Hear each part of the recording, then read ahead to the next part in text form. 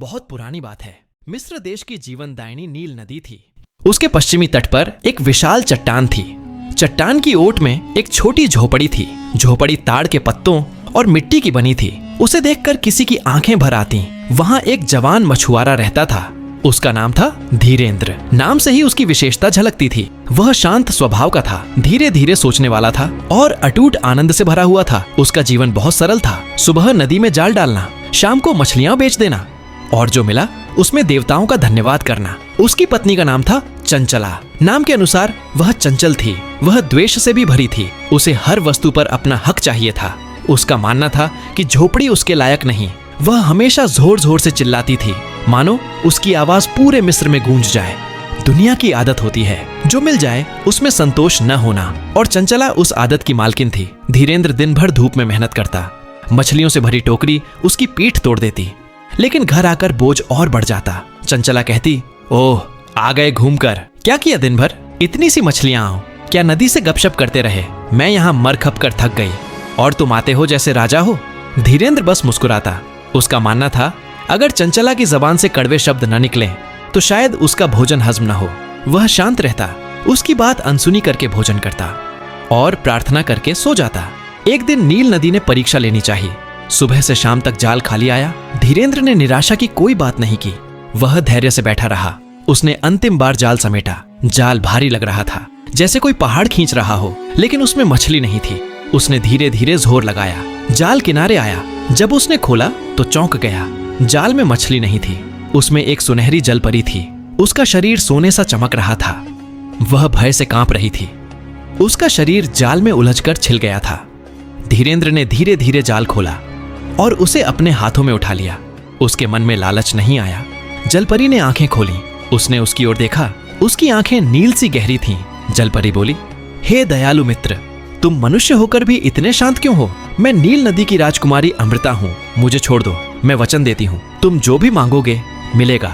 मैं तुम्हारी गरीबी दूर कर दूंगी। धीरेंद्र का हृदय करुणा से भर गया। उसने जलपरी को धीरे से उठाया और नदी में छोड़ दिया। वह बोला, जाओ राजकुमारी, जीवन से बढ़कर कोई वस्तु नहीं। मुझे कुछ नहीं चाहिए। ईश्वर ने जो दिया है मैं उसी में संतुष्ट हूँ। राजकुमारी अमृता मुस्कुराई और लहरों में खेलती कूदती चली गई। धीरेंद्र खाली हाथ घर पहुंचा। चंचला ने देखा और बोली, आज एक मछली भी नहीं? तुम दुनिया के सबसे नालायक हो। दिन दहाड़े कहाँ गए थे? क्या कोई माशूका मिल गई? उसका मुंह विष से भरा था। धीरेंद्र ने शांत भाव से कहानी सुनाई। उसने बताया, जाल, जलपरी और वरदान। इतना सुनते ही चंचला का चेहरा बदल गया।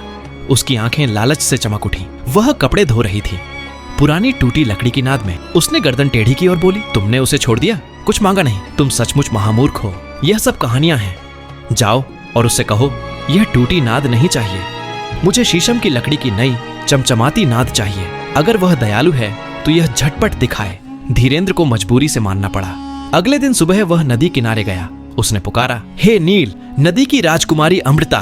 नदी में लहरों का छोटा सा भंवर उठा। राजकुमारी अमृता प्रकट हुई। धीरेंद्र ने 3 बार झुककर प्रणाम किया। डरते डरते बोला, हे राजकुमारी, चंचला को एक नई नाद चाहिए। वह पुरानी टूटी नाद से संतुष्ट नहीं।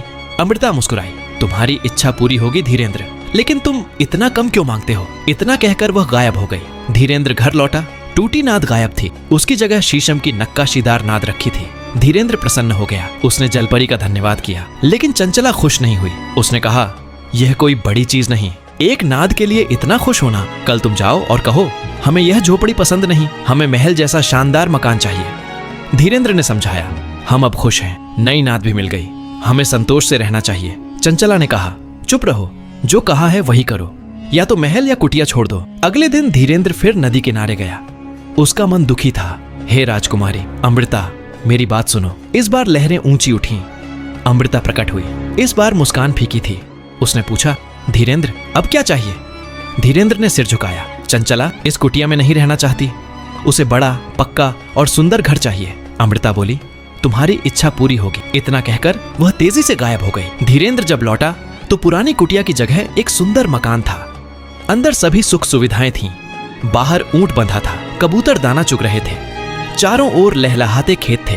धीरेंद्र ने चंचला को कहा, देखो अब हम किसान हैं, सुख शांति से रह सकते हैं। लेकिन चंचला शांत नहीं रही। उसने कहा, यह क्या है? मैं किसान की पत्नी, खुद खेत देखना पड़ता है, खुद ऊंट को खाना खिलाना पड़ता है। अमीर लोग ऐसे नहीं रहते, उनके पास नौकर चाकर होते हैं। तुम जाओ और कहो यह सब बेकार है। धीरेंद्र का धैर्य टूटने लगा। उसे लगा लालच का अंतहीन कुआं है। उसने भारी दिल से नदी किनारे कदम रखा। इस बार लहरें बहुत ऊंची थीं। आसमान में काले बादल छाए, तेज हवाएं चल रही थीं। धीरेंद्र ने डरते हुए पुकारा, हे राजकुमारी अमृता।